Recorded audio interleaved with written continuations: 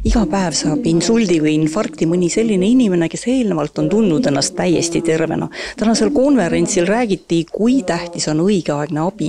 Vähem tähtis pole taastumine ja ka see, et haigustest räägitakse avalikult. Ja muidugi jagasid oma kogemust ka need, kes selle tee on läbi käinud. Märgid olid, aga nad ei teinud äravaks. Selles võib-olla on see küsimus just.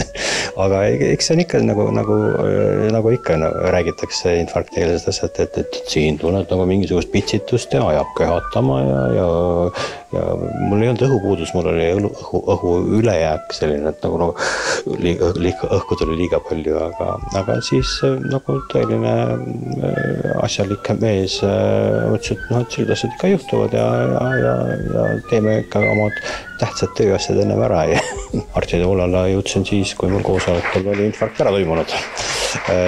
Tavaliselt teisipäevasel koosolekul ja ega mina, mul läks hästi, infarkt ei olnud kerge, aga minu tunnetus sellega, see on nüüd inimese eripäradega seotud. Minu tunnetuse mõttes oli see lihtsalt korraks hakkas niimoodi raske ja kaotsin tasakaalu ja siis armas kallis sekretär kutsus vastu vaidlematult kiirabi. Kui Lauri Aav sai infarkti 15 aastat tagasi, siis Heini Vaikmaa tabas insult eelmise aasta oktoobris.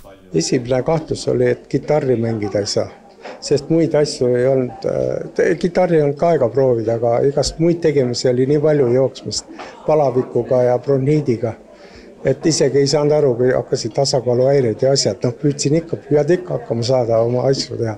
Nii et ja selle peale on täiesti võimatu tulla, et mingi ajuinfarkt võib tulla.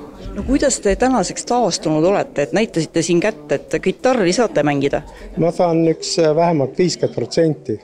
Ma mängin kõik lihtsamad asjad ära, nii et on ka vahel juba üles astutud kontserdil. Aga keerulisemaid instrumentaalpalasid ja ta päris ikka ei ole taastunud. Ma loodan, et üks aastaga veel saab enam-vähem.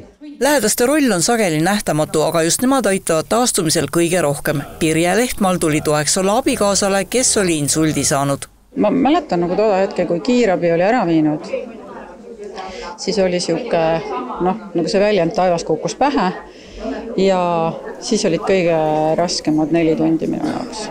Inimesed kuidagi ei julge sellest rääkida ja insult ei ole teatud gruppi inimeste haigus. See võib juhtuda ükskõik kellega ja nagu ma paneelis mainisin, mul on väga suur mure noorte inimeste pärast, et nende hulgas levib seda ka kahjuks liiga palju praegu. Arstid rõhutavad, et kiirus päästab elusid. Iga minut loeb ja varajane abi võib tähendada täielikku paranemist. Iga minut tähendab seda, et see kude, mis on ilma vereta, mis on ilma hapnikuda, mis on ilma toiduta, hakkab vaikselt surema. Et nii südamelihas infarkti puhul kui ajukude insuldi puhul sureb pidevalt, kui ta ei saa toitu ega hapnikku. Seetõttu iga minut, mis viivitab selle trombi lõhustamist või äravõtmist, on haigele kahjulik, seetõttu kiire on kogu aeg. No mis need sümptomid on, mille puhul tegelikult peaks valima ikkagi 112? Inimesel tekib kõnehäire, tekib alvatus, tekib mingisugune nägemishäire, suu vajub alla. Et need on sellised sümptomid, mis peaksid tähelepanu tõmbama ja sageli inimene ise ei ole võimeline endale abi kutsuma selles seisundis. Ja mis on kindlasti oluline, tuleb ka teada, et see haigus ei teki sugugi mitte kindlal ajal, et just nüüd laua taga või niimoodi avalikus kohas, vaid võib tekkida öösel, võib tekkida saunas, võib tekkida keset pidu. Et inimesi tuleb märgata ja kui ikkagi kaasinimesega midagi ebatavalist sellist toimub, siis 112 on see, kes on õige koht.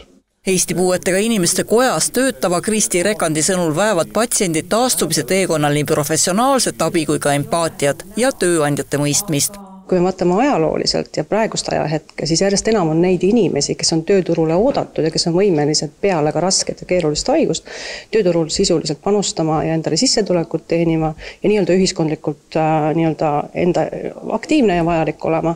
Et meil on olemas piisavalt märkamist võimalikult varajases etapis, meil on olemas tervishoiusüsteemist ja sotsiaalsüsteemist piisavalt tuge ja omakorda töötukassa tuleb teenustega appi ja kindlasti ka töövõimereformiga kaasnevad töövõime hindamised. Nii et ma arvan, et see kõik tervikuna järjest enam toob inimesi võimalikult ruttu kiiresti tööturule tagasi. Eestis saab igal aastal insuldi üle 3000 inimese ning ligi 2000 inimest põeb infarkti. Tänased lood näitavad, et tegu pole ainult haigusega, vaid proovikiviga, millest võib edasi minna tugevamana.